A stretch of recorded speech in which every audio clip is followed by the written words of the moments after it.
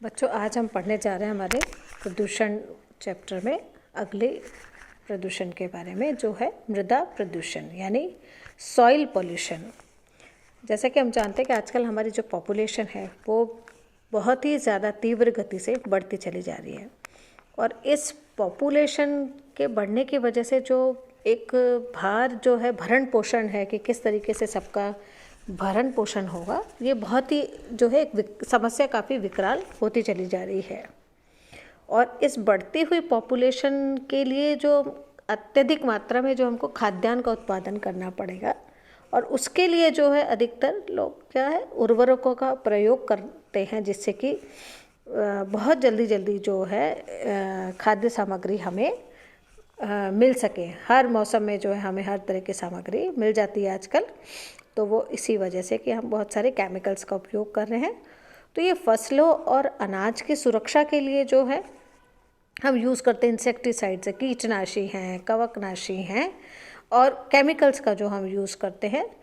ये भी बहुत ज़्यादा जो है आजकल बढ़ता चला जा रहा है, जिससे कि क्या है मिट्टी हमारी जो है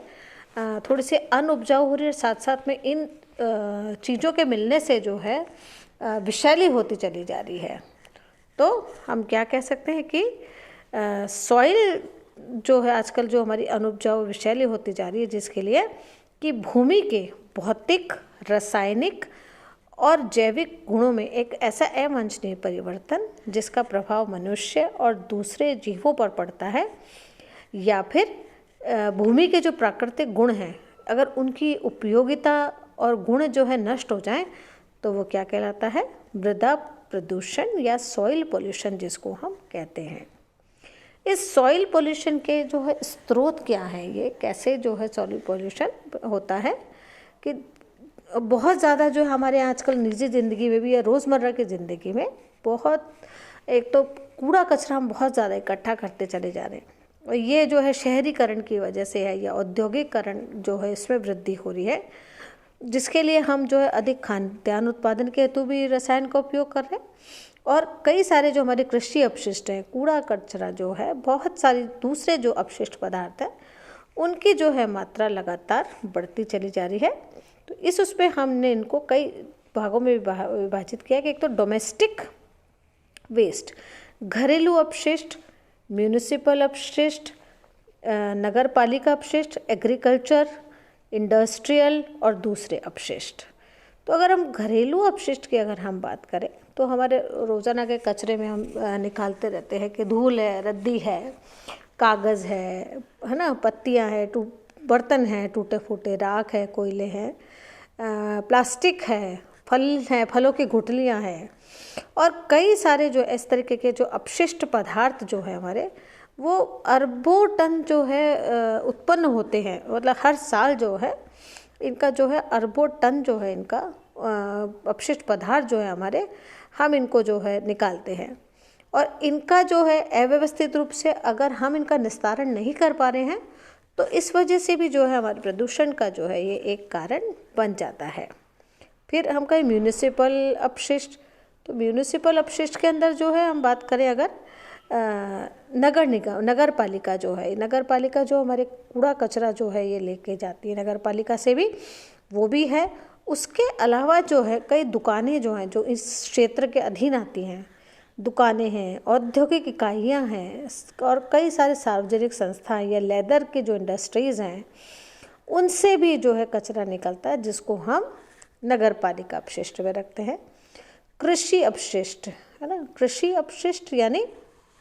एग्रीकल्चर वेस्ट, जो हमारे कृषि कार्य के अंदर जो फसलों की कटाई के बाद बहुत सारा जो है अपशिष्ट बच जाता है, किसके इसके रूप में, पत्तियों के रूप में, डंठल के रूप में, खरपतवार, बीज, फल फूल, इनके रूप में जो हमारा अपशिष्ट है, उस वजह से जो है निकलने वाला अपशिष्ट पदार्थ, उसको कृषि अपशिष्ट के रूप में। इंडस्ट्रियल वेस्टेज यानी औद्योगिक जो है अपशिष्ट, हम बहुत कई पुराने पढ़ चुके हैं, हम जल प्रदूषण में भी पढ़ चुके हैं, वायु में भी पढ़ चुके हैं कि औद्योगिक अपशिष्ट जितने भी जो लघु कुटीर उद्योग हैं या बड़े कारखाने हैं, उनसे निकलने वाला अपशिष्ट भी मृदा अपशिष्ट का प्रदूषण का कारण बनता है। फिर हमारा जो है दूसरे जो वेस्टेज हैं, हमारे दूसरे वेस्टेज यानी जो पेस्टिसाइड्स हैं या फंजीसाइड्स हैं हमारे, या प्लांट हार्मोन के वजह से जो मृदा का रासायनिक जो प्रदूषण है, जिससे कि मिट्टी जो है हमारी क्या होता है, सॉइल इरोजन हो जाता है, मिट्टी हट जाती है, या भू उत्खनन के कारण जो है भूमि कैसी हो जाती है, असमतल हो जाती है कई दूसरे अपशिष्ट की वजह से, इन सारे अपशिष्ट की वजह से। तो उसको हम रख देते हैं अदर अपशिष्ट में। फिर टाइप्स ऑफ सॉइल पोल्यूशन, मृदा प्रदूषण के जो प्रकार हैं उनको हम मुख्य रूप से 3 भागों के अंदर बांट देते हैं, केमिकल, बायोलॉजिकल और रेडियो एक्टिव। तो केमिकल की अगर हम बात करें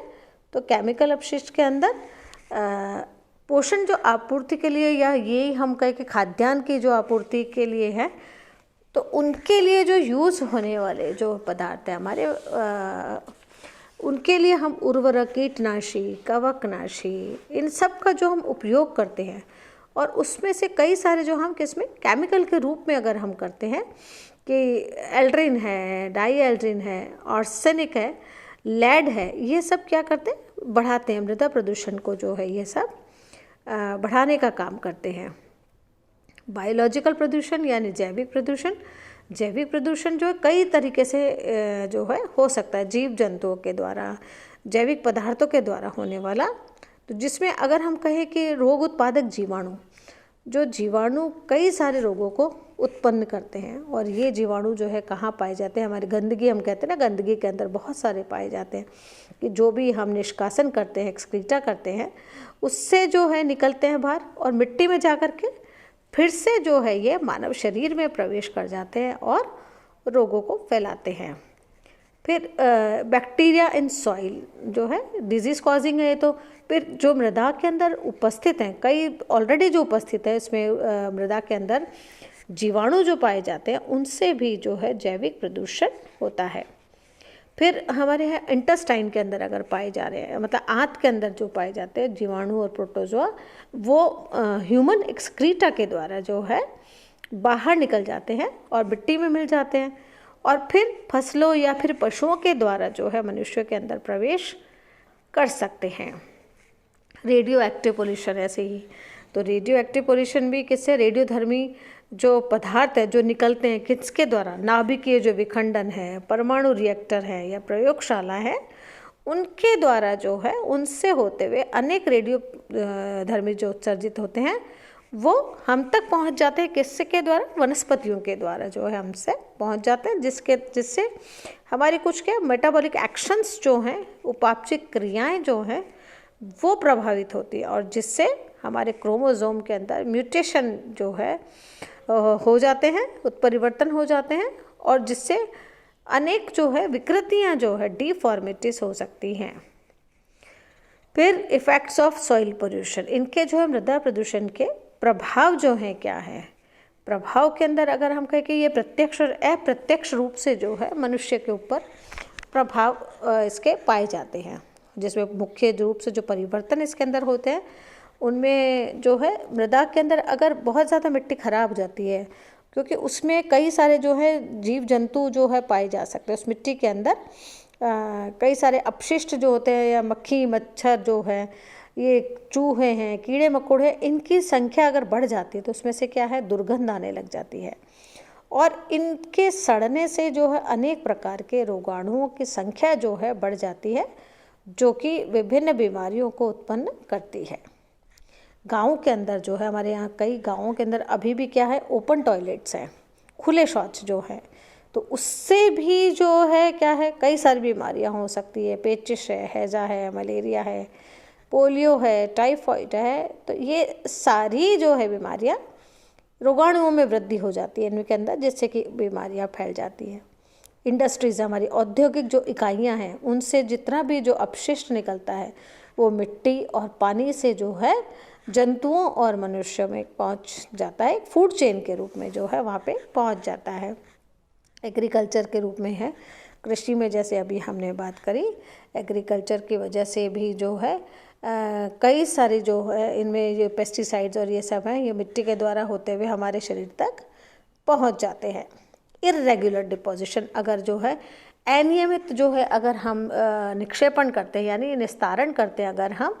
तो उस वजह से भी कई जो है सीवेज जो है ब्लॉक्ड हो जाती है, नालियाँ जो है अवरुद्ध हो जाती है, जिससे प्रदूषित जल भी चारों तरफ से फैल जाता है और इसकी सफाई में जो है हमें बहुत जो है व्यय करना पड़ता है। फिर अगर हम इसको कंट्रोल करें, कंट्रोल ऑफ सॉइल पोल्यूशन, इसको नियंत्रण करने का जो है क्या उसमें युक्तियां हम जो है अपना सकते हैं, क्या इसको कैसे हम जो है इसको कंट्रोल कर सकते हैं। लैंड डिपोजिशन, भू जो है निक्षेपण के द्वारा, बर्निंग भस्मीकरण जिसको हम कहें, रिसाइकलिंग पुनः चक्रण।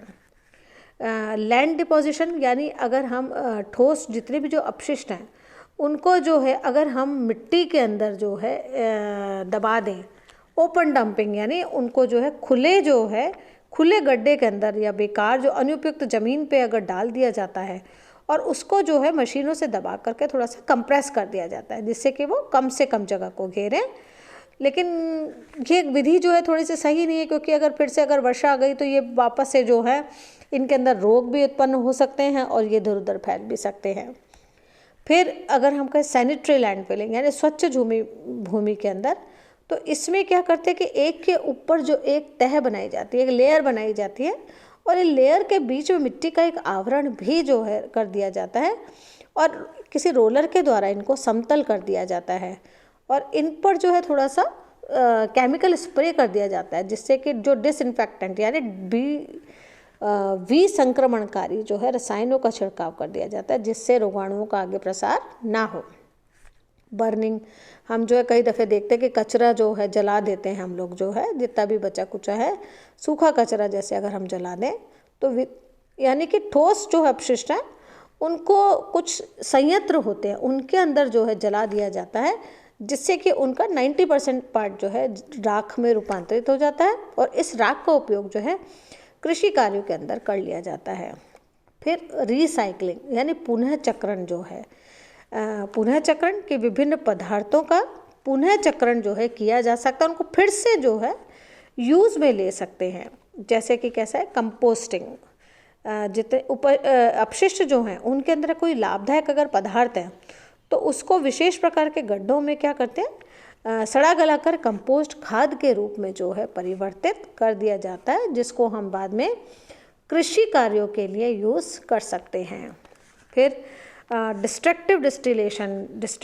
यानी भंजक आसवन, इसमें अपशिष्टों को वायु की अनुपस्थिति के अंदर ताप द्वारा अपघटित कर दिया जाता है। इंडस्ट्रियल जो है मुक्तिकरण, इसमें यांत्रिक विधियों द्वारा जो है कचरे को हम छान सकते हैं और जिससे अलग अलग प्रकार के कण जो है पृथक हो जाते हैं जिससे उनको हम जो है अलग अलग कर लेते हैं, उनका चयन कर लिया जाता है और जो उपयोग में आने वाले हैं उनका पुनः उपयोग कर लिया जाता है।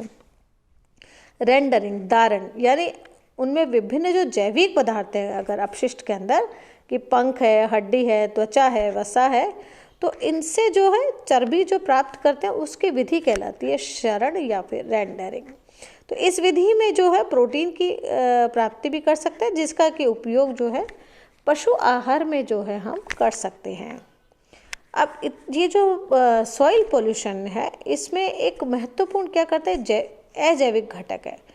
तो यह लेकिन आवश्यक भी है हम सबके लिए, परम आवश्यक है हर जंतुओं के लिए, जीवों के लिए। तो इसको जो है इसके नियंत्रण के लिए जो है कुछ उपाय जो है हम यूज़ में ले सकते हैं। कौन कौन से उपाय जैसे हो सकते हैं कि प्रदूषित जल को अगर हम रासायनिक उपचार द्वारा अहानिकारक बना दें, कुछ इनके ऊपर ऐसे केमिकल स्प्रे कर दिया जाए कि जिससे जो है इनमें रोगाणु ना फैले। कूड़ा करकट को निर्धारित हम पात्रों में डालें, डेली जो हमारे घर से कचरा जो निकलता है उसको इधर उधर ना फैलाएं, सड़क पर ना फेंकें। हम आजकल तो कचरे वाले सब आते हैं आपके घर पर भी लेने के लिए, तो उसको एक निश्चित जो स्थान पर रखें, किसी एक डब्बे में डाल के रखें और उसको ढक के रखें। फिर कीटनाशक का प्रयोग भी जो है हम कम कर सकते हैं कृषि के लिए। शहर के बाहर विसर्जन इसका हो जाए और खुले पे जो है ओपन टॉयलेट्स नहीं होने चाहिए जैसे गांव में आजकल पाए जाते हैं, वो बिल्कुल नहीं होने चाहिए, एकदम जो है उनको बंद टॉयलेट्स होने चाहिए। और बताना चाहिए सबको कि इसके द्वारा होने वाली हानि जो है प्रदूषण के द्वारा होने वाली हानि जो है किस तरीके की वो हमको कैसे नुकसान जो है पहुंचा सकती है। फिर रोगनाशक दवाइयों का हम उपयोग करें बीमार जो है पशु उनकी उचित देखभाल करें, और इनको एक जगह पर जो अलग अगर उनकी मृत्यु हो जाती है तो इनको ढंग से जो है गड्ढा को खोद करके और फिर उसके अंदर उसमें हम इनको डालें। फिर पृथ्वी में होने वाले जो भूमिगत परमाणु परीक्षण है हम उनको भी कह सकते हैं कि उनका पर भी प्रतिबंध लगाने चाहिए,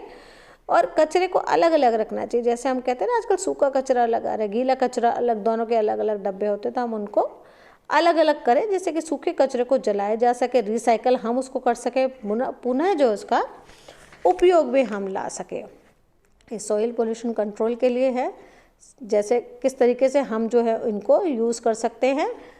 डिस्पोजेबल है, कंजर्वेशन मेथड है, बायोलॉजिकल मेथड है, इंजीनियरिंग मेथड है, तो ये सारे मेथड हैं, आप इनको अपने उसमें लिख सकते हैं, दे सकते हैं, चार्ट बना सकते हैं।